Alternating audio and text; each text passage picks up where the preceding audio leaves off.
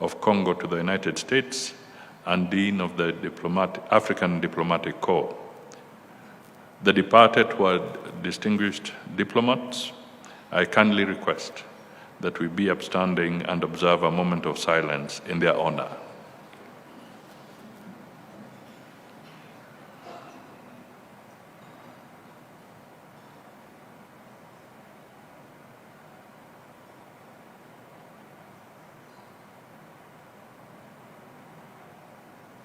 Thank you. Be seated.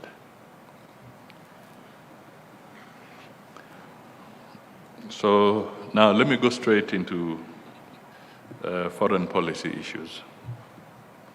As you may be aware, the sessional paper number 1 of 2025 on the foreign policy of the Republic of Kenya was approved and gazetted in May 2025, laying the foundation for the effective implementation of Kenya's foreign policy objectives in an increasingly complex international landscape. The revamped policy seeks to elevate and position Kenya as a core state in the region, a stable economy, and a premier investment destination, an exporter of peace regionally and globally, and a reliable partner in addressing global challenges. On state visits and official visits, Kenya continues to strengthen its established diplomatic relations with a broad range of engagements that have yielded notable outcomes. These include state and official visits to the United Kingdom, Spain, China, and Japan, and an inbound official visit by His Excellency Yoweri Kaguta Museveni, President of the Republic of Uganda, from 30th to 31st July 2025. That served to strengthen bilateral relations between Kenya and Uganda. The Joint Commission for Cooperation with Iran was held, medium-term review of JCCs with Uganda, and political consultations with Ukraine, Spain, Sweden, Norway, and Azerbaijan were conducted. Additionally, Kenya participated in the recently concluded Africa-Singapore Ministerial Exchange held in Singapore and the second Africa Climate Summit held in Addis Ababa. We also participated in the TICAD conference. Kenya remains committed to forging strategic partnerships with various nations towards achieving inclusive growth, sustainable development, and shared prosperity. Your Excellencies, very briefly, on the economy, Kenya has and continues to pursue economic cooperation with various countries as part of the government's national development agenda under Vision 2030 and the bottom-up economic transformative agenda, BETTER. Economic and commercial diplomacy remains a key priority of Kenya's foreign policy agenda aimed at enhancing economic cooperation, promoting trade and investment. And Kenya remains committed to strengthening regional and global economic cooperation anchored on frameworks and partnerships geared towards achieving sustainable development and inclusive growth. At this juncture, let me point out that the government of Kenya, through the National Treasury, will be engaging with the IMF so that we can work towards a new program. That is usually very critical in giving a very clear signal on the direction that the country intends to take on matters of the economy. Equally, we continue to engage with our development partners and other relevant bodies so that we can eliminate Kenya's sitting on the grey listing of the FATF. So this is something that we are working on. Let me talk a little on our national democratic credentials. In tandem with our democratic credentials and adherence to the rule of law, His Excellency the President witnessed the swearing in of the Commissioners of the Independent Electoral and Boundaries Commission, IEBC. The IEBC is expected to conduct free, fair, and transparent elections in adherence to the Constitution and the Elections Act of 2011. I wish to assure you that the Government of Kenya remains firmly committed to safeguarding this democratic process.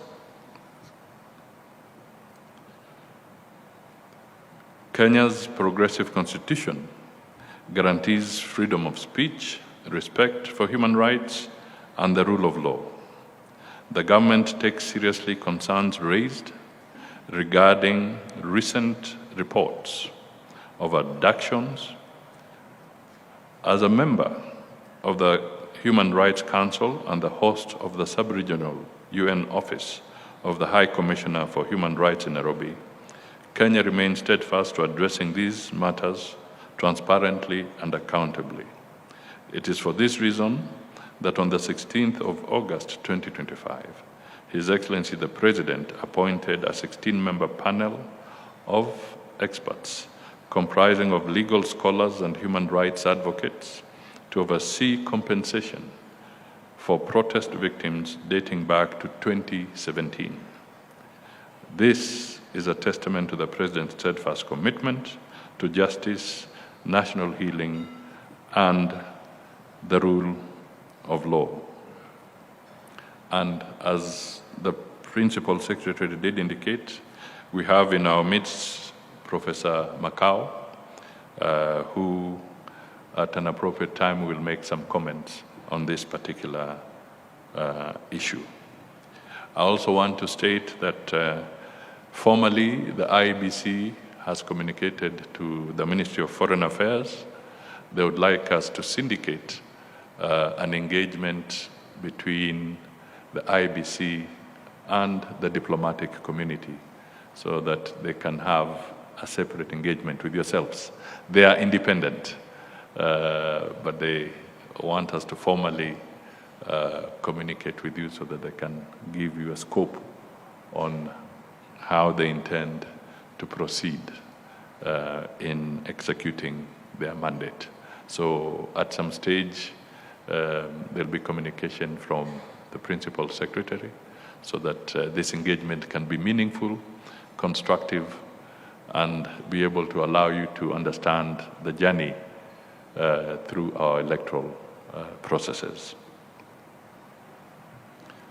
As you are aware, a case challenging the establishment of the panel of experts is before the courts, and the government remains committed to respecting due process.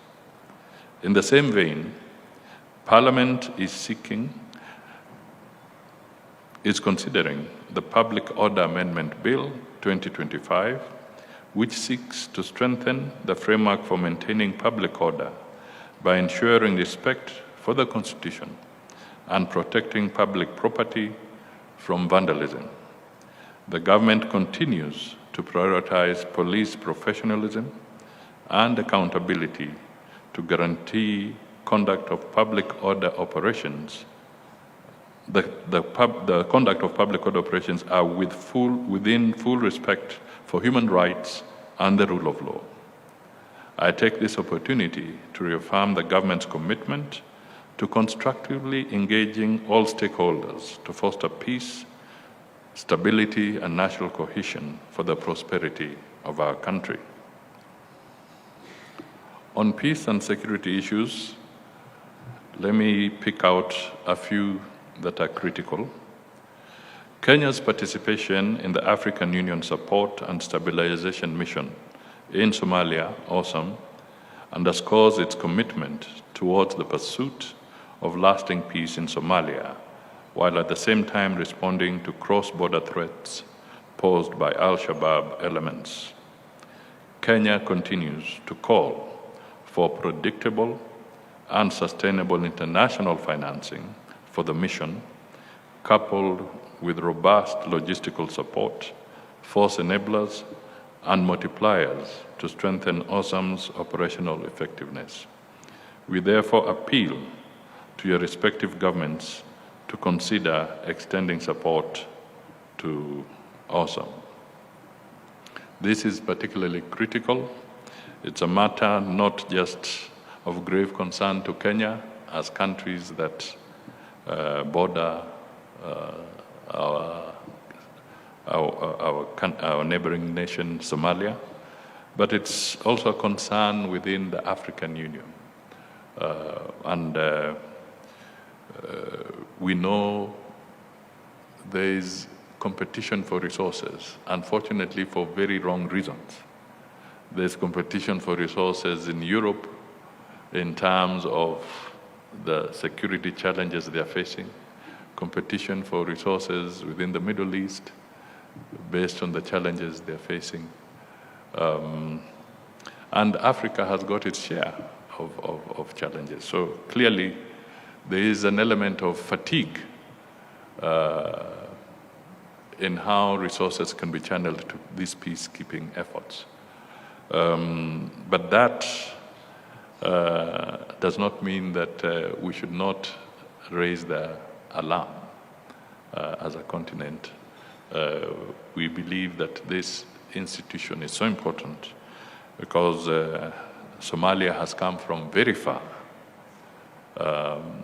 And we would like really, if we can as a collective, help them cross the final tide of ensuring total stability in their country. So the intervention on this would be very, very helpful. I must say that one of the key recommendations in the TICAD summit, there was a very clear resolution amongst the resolutions of TICAD that support would be extended through the African Union for this fund. And I would like to call on other friendly nations to make commitments that can help us navigate this area. In the pursuit of peace, security, and stability in the eastern region of the Democratic Republic of Congo, His Excellency President William Ruto and President Emerson Mnangagwa of Zimbabwe co-chaired a high-level meeting of the EAC SADC initiative in Nairobi on 1st August 2025. The meeting endorsed the merger of the Luanda and Nairobi peace processes, and the leadership of the African Union approved the panel of facilitators' terms of reference, mediation design, and a joint resource mobilization strategy. Lasting peace in Eastern DRC requires a long-term, multifaceted strategy that integrates security, governance, and economic revitalization, and social cohesion while safeguarding human rights. Kenya hosted members of the high-level panel for the review of AU's governance, peace and security frameworks from 1st to 5th September 2025, a reform process chaired by President Ruto. This initiative aligns with Kenya's foreign policy principle of Pan-Africanism and underscores the country's unwavering commitment towards strengthening the African Union. Kenya firmly believes in an African Union endowed with robust mechanisms to effectively address peace, security, and governance challenges, particularly at a time when the global order faces unprecedented strain and collective action is at its lowest. Kenya has and continues to champion for peaceful means and dialogue towards resolution of conflicts. Kenya therefore endorses the declaration for implementation of the two-state solution conference held in July 2025 in New York. The declaration emphasized the need for collective actions towards finding a lasting, peaceful solution. Let me talk briefly around Haiti. Since the deployment of the Kenya-led multinational security support mission in Haiti, notable gains have been achieved despite the challenges faced, including the loss of lives of our security personnel. More recently, we lost an officer by the name Mutuku. They were involved in an accident in Haiti. The United Nations Security Council is expected to consider the United Nations Security General's February 2025 recommendations, which propose, among others, enhanced logistical and operational support to the mission through the creation of a UN support office in Haiti and the transition of the MSS mission to a gang suppression force. A decision is expected during the renewal of the mission's mandate, which is set to expire on 2nd October 2025. That is just about 2.5 weeks from today. The MSSM mission presents a critical and time-bound opportunity to reverse Haiti's worsening security situation and lay the foundation for a return to democratic governance. The sustained commitment and solidarity of international partners is essential to enable the mission fulfill its mandate. Kenya remains fully committed to the mission's success and continues to appeal for adequate and predictable financial resources, equipment, and logistical support from the international community. If I may just pause a little, this is 1 year since. Exactly in September last year, President Ruto actually flew to Haiti on his way to the UN General Assembly meetings. So 1 year today, the timelines were well defined in this framework. There've been challenges.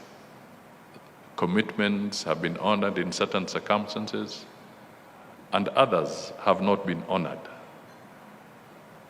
But one thing is clear: a ray of hope has appeared for the people of Haiti. Schools have reopened in some circumstances. Critical infrastructure are operational. The port, the airport, some of the medical institutions are functioning.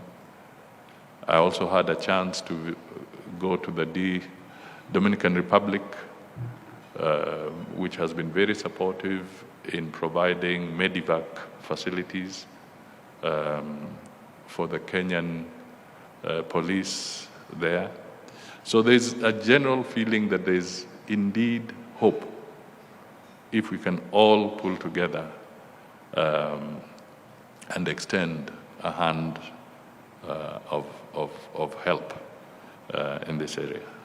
So I really wish to appeal to you that strong support for clear clarity and support for the resolutions that are necessary become critical so that we can be able to move to the next level. For Kenya, one of the things that we can proudly talk of is that as we executed this mandate, 11,000 kilometers away. There has been no record of a human rights violation by the police contingent that is assigned to Haiti. Not a single complaint of Kenya's police brutality or human rights violation. So I thought I should emphasize this, because sometimes if you don't blow your own trumpet, nobody will blow it for you. So it is a good record displayed by Kenya's police service as they execute this international assignment.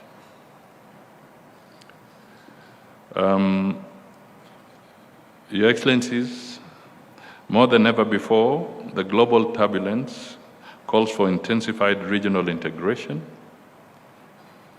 and an increased commitment to multilateralism and collective action in addressing cross-cutting challenges, including persistent threats to peace and security, the triple planetary crisis, and humanitarian crisis, among others.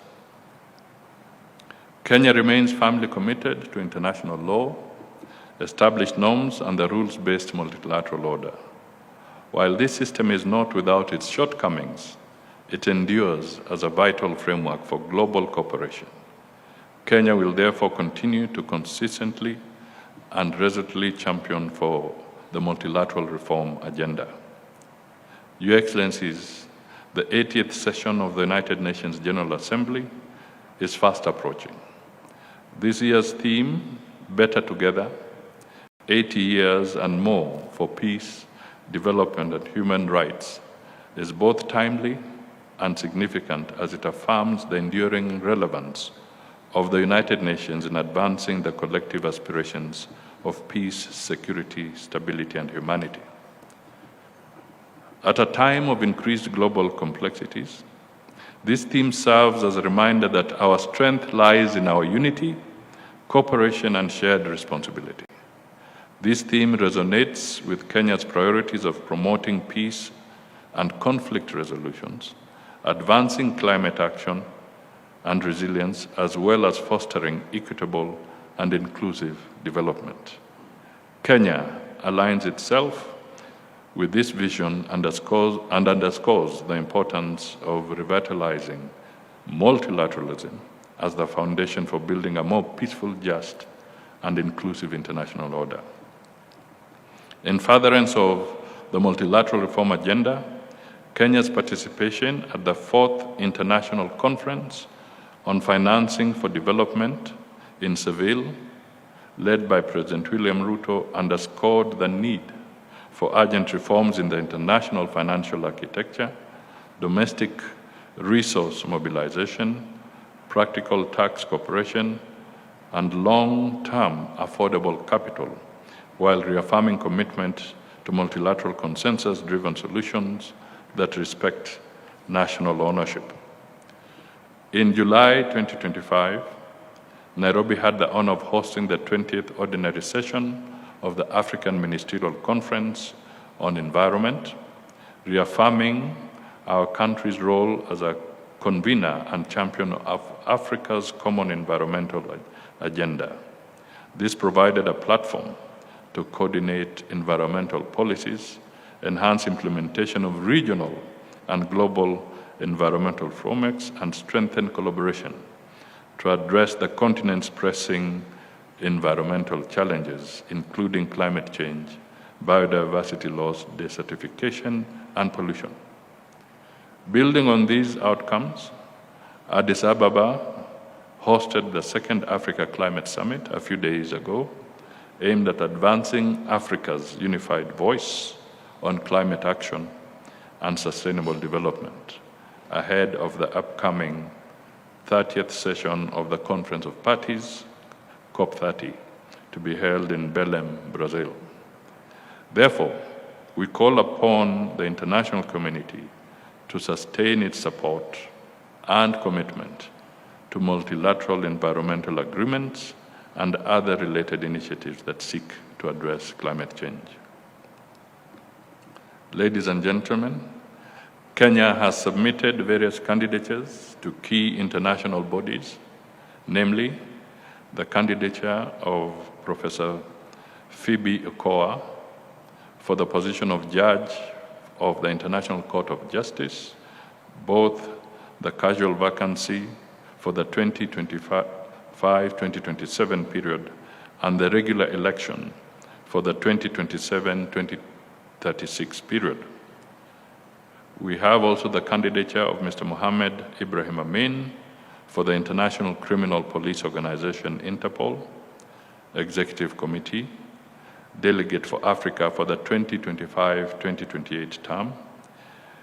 Kenya has presented its candidature for re-election to the International Maritime Organization Council under Category C for the term 2026-2027. My colleague, the Honorable Hassan Joho, Cabinet Secretary for Mining, Blue Economy and Maritime Affairs, will officially unveil the candidature on 12th September 2025, to which you are warmly invited. We appeal for your valued support as Kenya continues to champion the strengthening of multilateralism. Let me now come closer home to the United Nations office at Nairobi, Union. Kenya deeply values the long-standing strategic partnership with the United Nations. In July, His Excellency the President, Dr. William Samoei Ruto, and myself visited the United Nations office at Nairobi, Union, as well as the Union's Green Building, which is a flagship example of sustainable infrastructure in Africa and a point of pride in Nairobi's positioning as a UN city. These visits reaffirmed Kenya's unwavering commitment to facilitating the operational needs of the United Nations. The government is ready to undertake the necessary investments aimed at providing robust infrastructure, a safe and welcoming environment for UN staff and their families, and a vibrant, diverse diplomatic community. Additionally, Kenya continues to advance Nairobi as a hub for multilateral diplomacy. We welcome the Gigiri Master Plan, a major upgrade of the Union Conference facilities built in 1985. The modernization was approved through the UN General Assembly Resolution 78/253. The Gigiri Master Plan is envisaged to expand Union's capacity to accommodate up to 9,000 in-person delegates at peak capacity. This reflects the United Nations' strong commitment to supporting Union, the only UN headquarters in the Global South. Kenya looks forward to the planned relocation of operations of 3 UN agencies from New York to Nairobi, namely UNICEF, UN Women, UNFPA, and assures of the government's sustained support for the Gigiri Master Plan. On this, we were conducted on the tour by Her Excellency Madam Bangura, and I can only say she deserves a clap for being very supportive on this cause.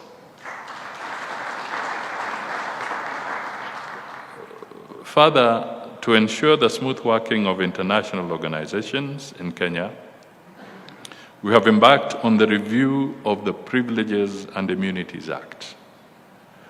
This review is aimed at streamlining the process of hosting international and intergovernmental organizations in Kenya, incorporating measures for supporting and monitoring of their activities, as well as standardization of privileges and immunities for personnel of these international organizations and persons attending international conferences.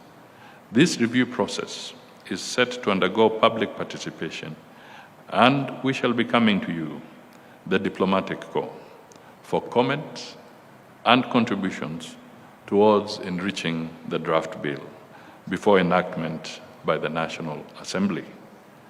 We really look forward to your comments on this.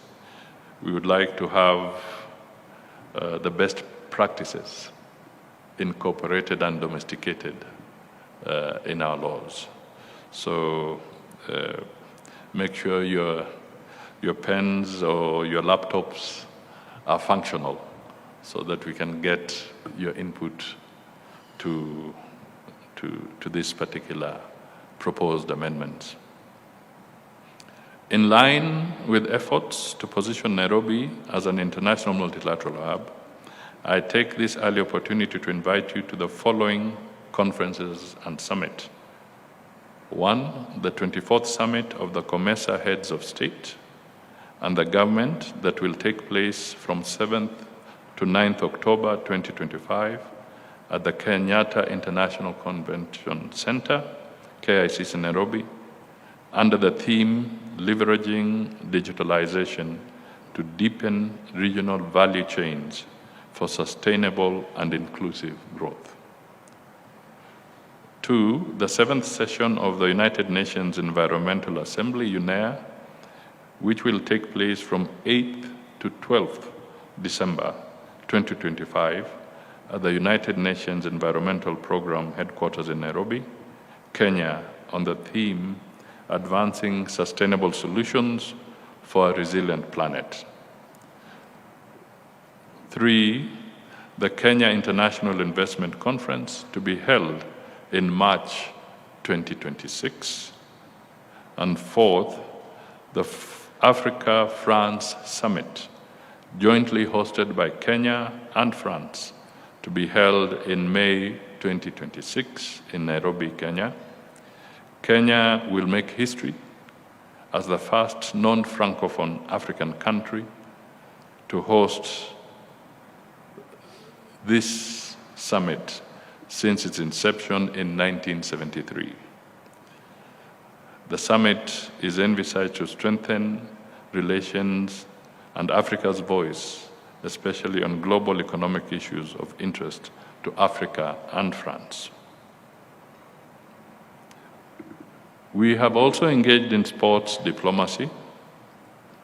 Kenya is deeply honored to have co-hosted the just concluded Africa Nations Championship CHAN 24 football matches alongside Tanzania and Uganda. The CHAN 2024 reaffirmed the spirit of Pan-Africanism and provided an important platform for fostering regional integration, celebrating African talent, and promoting youth empowerment through sports.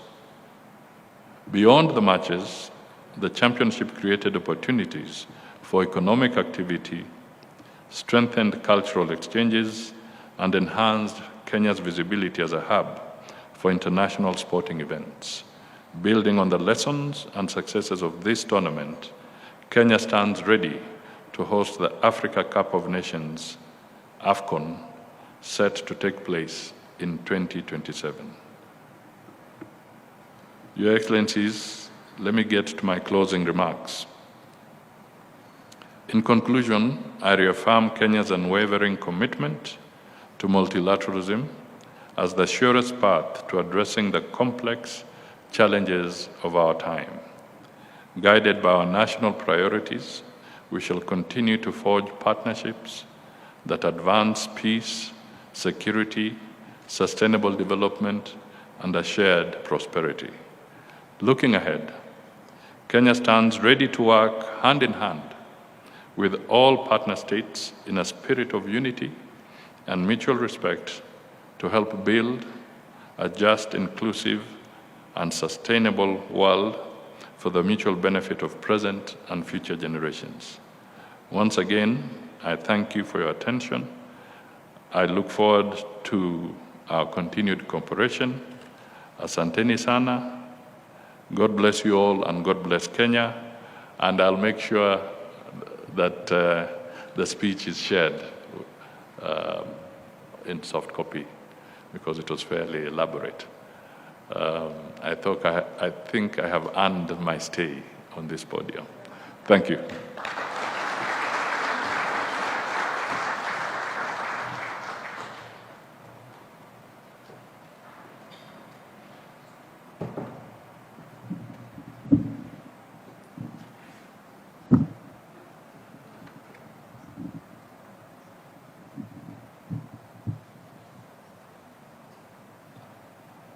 Another round of applause for the Prime Cabinet Secretary.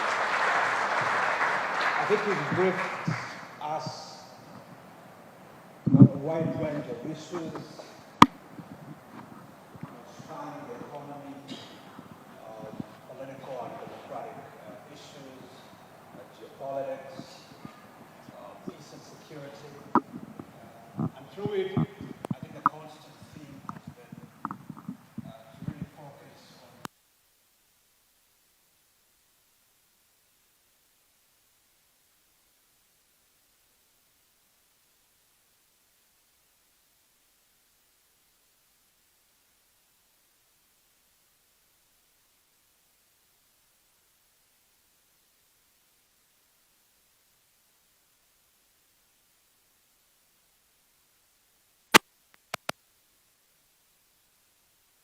open the floor to some reflections from a select cohort of ambassadors who may wish to engage with you. Thank you very much. Professor Makau.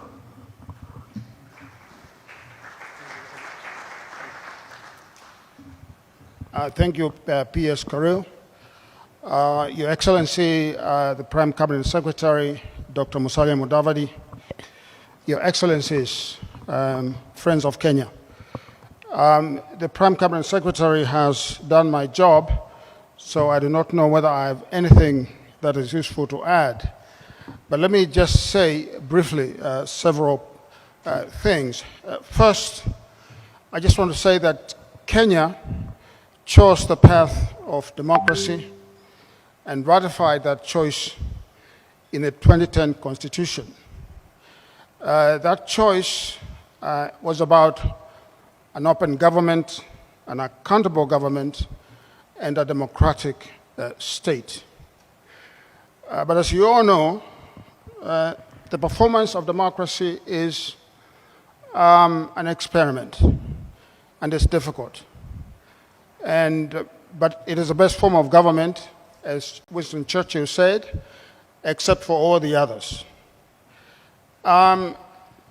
In the performance of democracy, one of the key predicates is the rights to speech, to assemble, and to petition. In our Constitution, that particular predicate is in Article 37. Since the passage of the 2010 Constitution, our democratic space has expanded, and with it, a penumbra of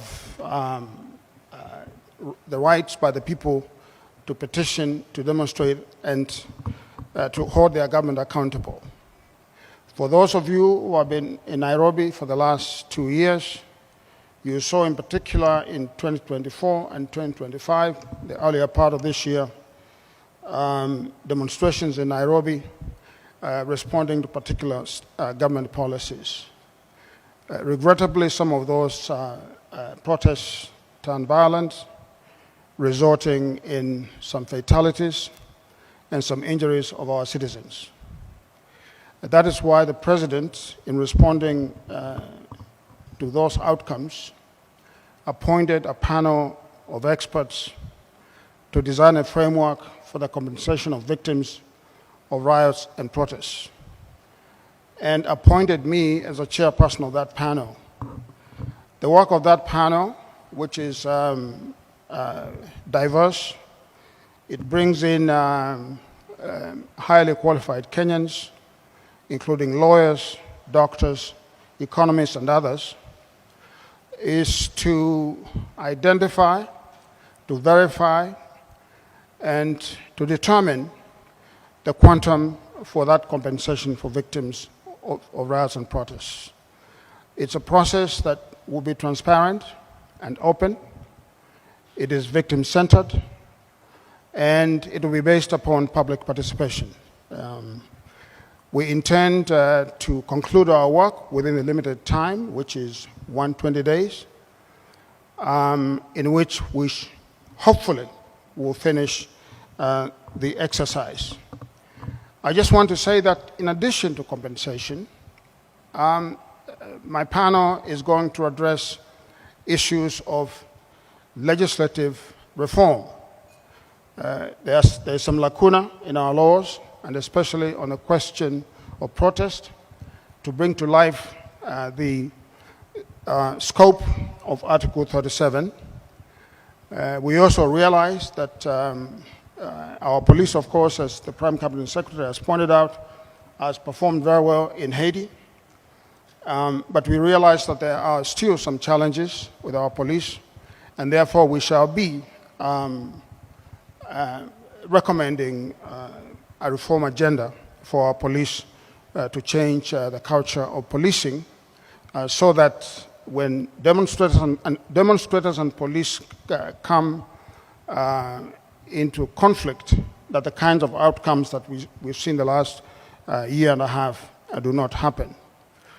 We shall also be recommending, where necessary, the prosecution of any police officers who may have acted in excess of their powers.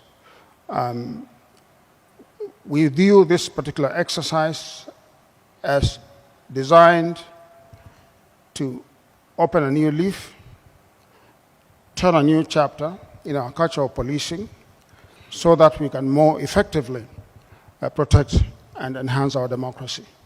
So I thank you very much. Thank you so much.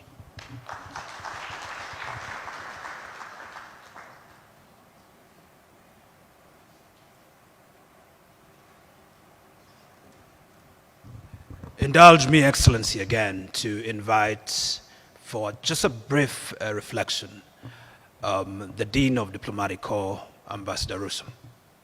Please. Let's put our hands together for the Dean. Thank you very much.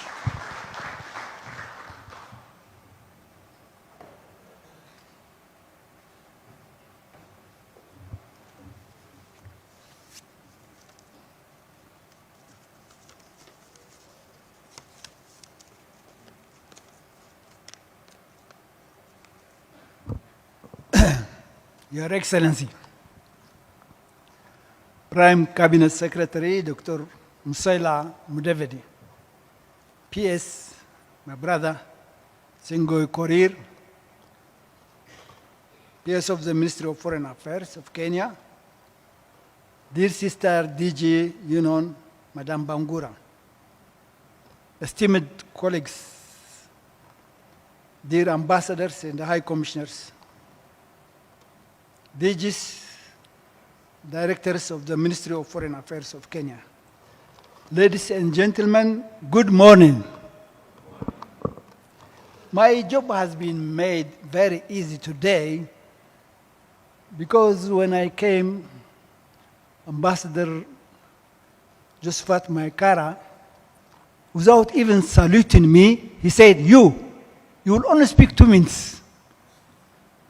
I say 2 minutes. Then I was afraid he might even reduce it to 1 minute. I said, okay, so these are 2 minutes today. Thank you, my brother. I thank you, dear Prime Cabinet Secretary, on behalf of the diplomatic community, first and foremost for your invitation today. This forum has always reflected the strong partnership between Kenya and the international community and your government's commitment to open dialogue. Today, on behalf of my colleagues, I extend our sincere gratitude for your illuminating briefing. We are assured by your commitment to regional and global peace and security, and especially our region. May I say Sudan, South Sudan, DRC, Somalia, and maybe some other countries. Your leadership in mediating conflicts and your principled stance in the Haiti mission are commendable and have our full support. We also welcome your focus on economic diplomacy, creating opportunities for Kenyans' use through investment and trade, in goal we share, will continue to support. Thank you, Your Excellency, Cabinet Prime Secretary, also for outlining the vision behind the foreign policy review.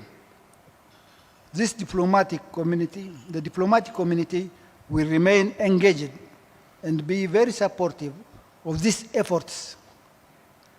We thank you and your team, led by my brother Singoy Korir, once again for the valuable dialogues, and look forward to continued partnership. And finally, we thank you for inviting us for the various forums and conferences you have invited us. Thank you very much.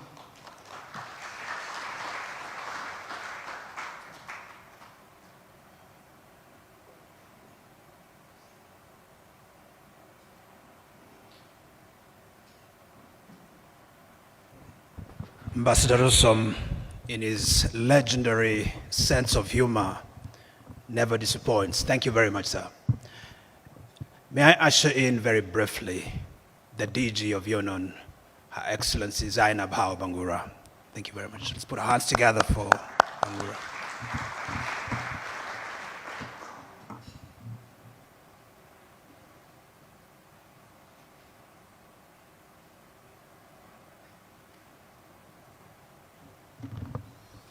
Your Excellency, Prime Cabinet Secretary and Cabinet Secretary for Ministry of Foreign and Diaspora Affairs, Mr. Musalia Mudavadi, Your Excellency, Principal Secretary of the State Department of Foreign Affairs, Dr. Ibrahim Kuriel Singer, Dean of the Diplomatic Community, Ambassador of the State of Eritrea, Mr. Bayen Rosom, members of the Diplomatic Community, United Nations colleagues, staff of the State Department of Foreign Affairs, ladies and gentlemen, good morning.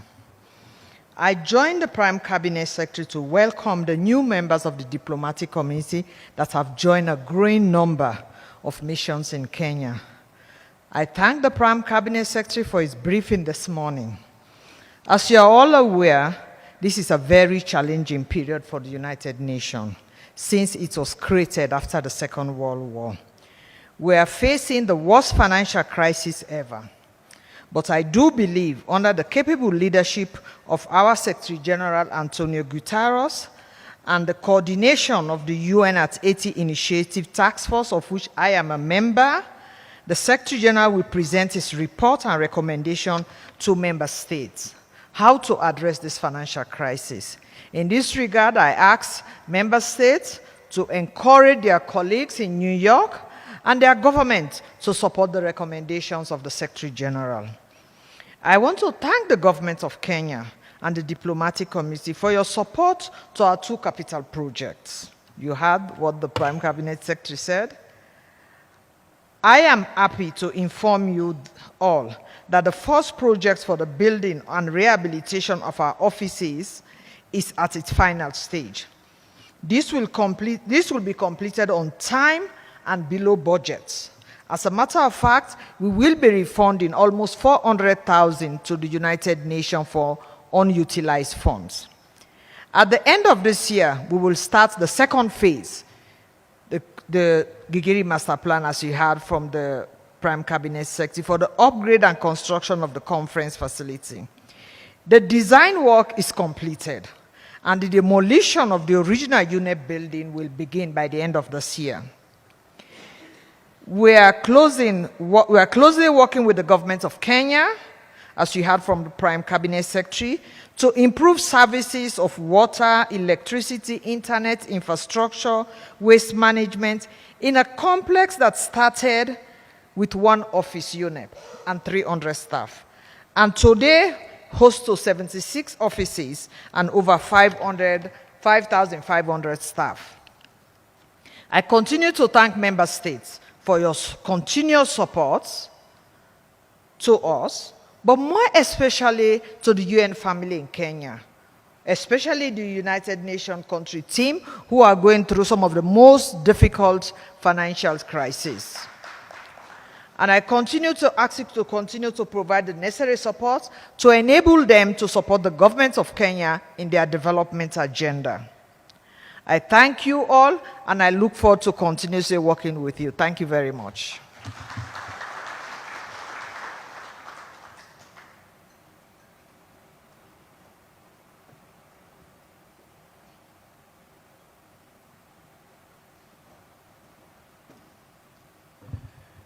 Thank you, Ambassador Bangura, for your stewardship of the UN office in Nairobi and for your wise words.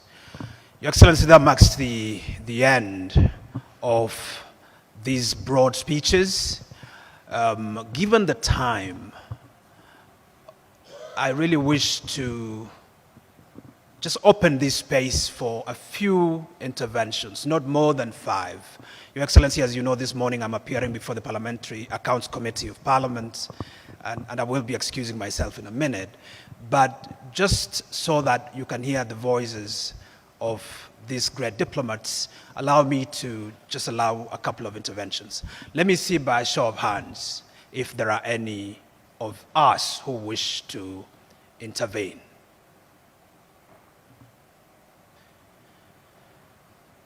I see no hands, which means, Your Excellency, that you've made a very persuasive case. Let's put our hands together then for the Prime Cabinet Secretary again. Allow me then to convey our deep gratitude that you made time to be with us this morning and to listen to this briefing. Allow me to, on behalf of the Cabinet Secretary, to also convey our apologies for the late start. I look forward again to taking forward some of the recommendations of the meeting. Thank you very much. Have a good day. Thank you.